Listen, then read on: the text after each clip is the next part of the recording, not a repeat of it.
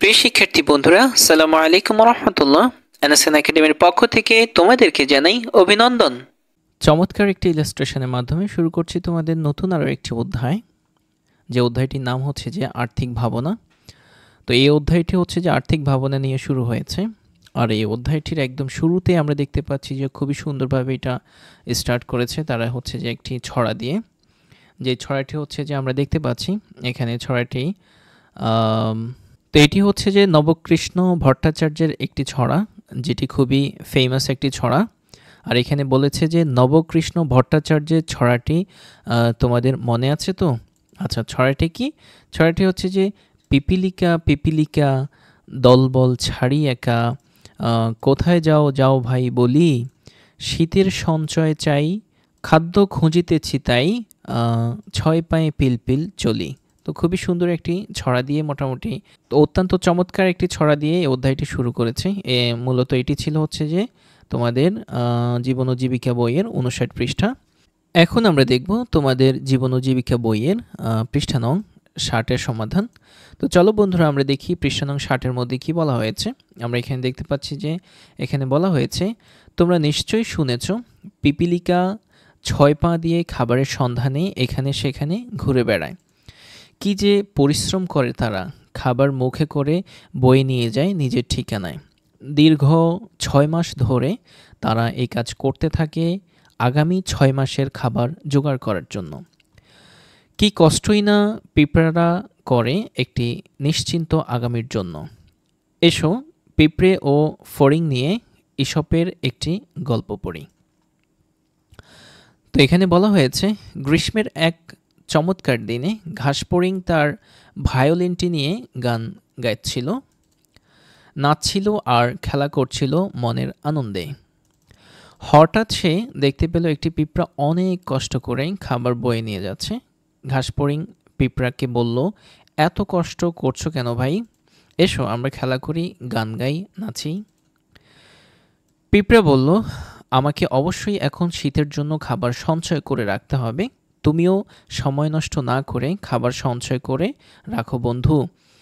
আরে শীত আসতে আসতে তো এখনো অনেক দেরি, ওসব নিয়ে চিন্তা করো না। এটা কে বলল? ঘাসফড়িং হাসতে হাসতে জবাব দিল। পিঁপড়া কোনো কথা না বলে খাবার নিয়ে তার বাড়ির দিকে রওনা হলো।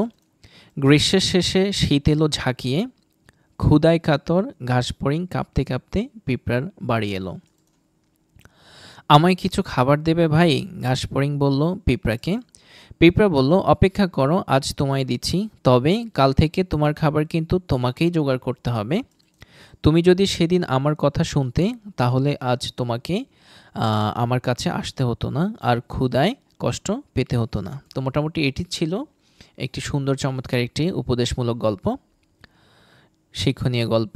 তো আমরা দেখতে পাচ্ছি যে এরপরেই হচ্ছে যে আসলে আমাদের মূল কাজ। এখানে হচ্ছে যে আমাদেরকে দুটি প্রশ্ন দিয়েছে, এই যে একটি প্রশ্ন আর হচ্ছে যে এখানে আরেকটি প্রশ্ন, আর হচ্ছে যে একদম আর শেষে আমরা দেখতে পাচ্ছি যে এখানে শিক্ষকের মতামতটা দেওয়ার জন্য বলা হয়েছে। তা আমরা প্রথম প্রশ্নটি হচ্ছে যে যদি পড়ি, এখানে বলা হয়েছে যে শীতকালে কে ভালোভাবে এবং নিশ্চিন্তে থাকতে পেরেছিল এবং কেন। এটা হচ্ছে যে এই যে আমরা এর আগে যে গল্পটি পড়েছি, এই গল্পটির আলোকে বলা হয়েছে শীতকালে কে ভালোভাবে এবং নিশ্চিন্তে থাকতে পেরেছিল এবং কেন। তো হচ্ছে যে এটার উত্তর দিব আমরা। এরপরে হচ্ছে যে পরবর্তী প্রশ্নটি ছিল হচ্ছে যে গল্পটি থেকে তুমি কি শিখলে, সেই বিষয়টা এখানে লিখতে হবে। সো ডিয়ার স্টুডেন্টস, এটি হচ্ছে যে আমরা আমাদের আনসার সেকশনে খুবই সুন্দরভাবে চমৎকারভাবে তোমাদের জন্য সাজিয়ে রেখেছি। এখন তোমাদেরকে নিয়ে যাবো আমাদের আনসার সেকশনে, আর সেখানে যাওয়ার আগে তোমাদেরকে বলে নিচ্ছি, যদি আমাদের ক্লাসগুলো তোমাদের ভালো লাগে প্লিজ আমাদের ভিডিওতে একটি লাইক দিবে এবং হচ্ছে যে আমাদের চ্যানেল সাবস্ক্রাইব করবে। আর যারা অলরেডি সাবস্ক্রাইব করেছো তাদের সবাইকে অসংখ্য অসংখ্য ধন্যবাদ। এই হচ্ছে ষষ্ঠ শ্রেণী জীবন ও জীবিকা বইয়ের 60 পৃষ্ঠার সমাধান। তো এখানে প্রথম প্রশ্ন যেটি ছিল যে হচ্ছে যে শীতকালে কে ভালোভাবে এবং নিশ্চিন্তে থাকতে পেরেছিল এবং কেন। তো এইটার হচ্ছে যে আনসারটা আমরা এভাবে রেডি করেছি। এটা একটি নমুনা উত্তর, তার মানে তোমরা চাইলে তোমাদের মতো করে এটা দিতে পারো, এখান থেকে আইডিয়া নিয়ে, কোনো সমস্যা নেই। শীতকালে পিঁপড়া ভালোভাবে এবং নিশ্চিন্তে থাকতে পেরেছিল কারণ পিঁপড়া জানতো শীত আসলে প্রচণ্ড ঠান্ডায় সে বের হতে পারবে না। সে আরও জানত শীতের সময় খাবার সংকট দেখা দেয়, এসব কারণে সে আগের খাবার সঞ্চয় করে রাখে। তার মানে হচ্ছে যে শীতকালে পিঁপড়া ভালোভাবে এবং নিশ্চিন্তে থাকতে পেরেছিল, কারণ হচ্ছে যে পিঁপড়া জানতো যে শীতকালে প্রচণ্ড ঠান্ডা পড়ে, সে বের হতে পারবে না তার ঘর থেকে, এবং হচ্ছে সে আরও জানতো যে তখন খাবারের আসলে অনেক সংকট দেখা দেয়, সে খাবারও পাবে না। এসব কারণে সে হচ্ছে যে আগেই হচ্ছে যে তার খাবারটা সংগ্রহ করে রাখে। তো মোটামুটি এভাবে আমরা এটির আনসারটি দিয়েছি। তারপরে হচ্ছে যে এখানে যে পরের প্রশ্ন সেটি হচ্ছে যে গল্পটি থেকে তুমি কি শিখলে, গল্পটি থেকে তুমি যা শিখছো সেটা হচ্ছে যে এখানে লিখতে হবে। তো আমরা নমুনা উত্তরটি এভাবে দিয়েছি যে গল্পটি থেকে আমি শিখলাম, যেমন হচ্ছে আমরা এখানে দুইটা বিষয় লিখেছি। একটি হচ্ছে যে ভবিষ্যতের জন্য সঞ্চয় করা জরুরি, এই জিনিসটা হচ্ছে যে আমরা এই গল্প থেকে শিখেছি। আর দুই নম্বরে আমরা শিখেছি হচ্ছে যে ভালো সময়ে খারাপ সময়ের জন্য চিন্তা করা উচিত এবং সে অনুযায়ী ব্যবস্থা নেওয়া উচিত, এটা শিখেছি আমরা। তার মানে দুইটা জিনিস শিখেছি, একটি হচ্ছে যে ভবিষ্যতের জন্য সঞ্চয় করা জরুরি, আর হচ্ছে যে ভালো সময়ে খারাপ সময়ের জন্য চিন্তা করা উচিত এবং সে অনুযায়ী ব্যবস্থা নেওয়া উচিত।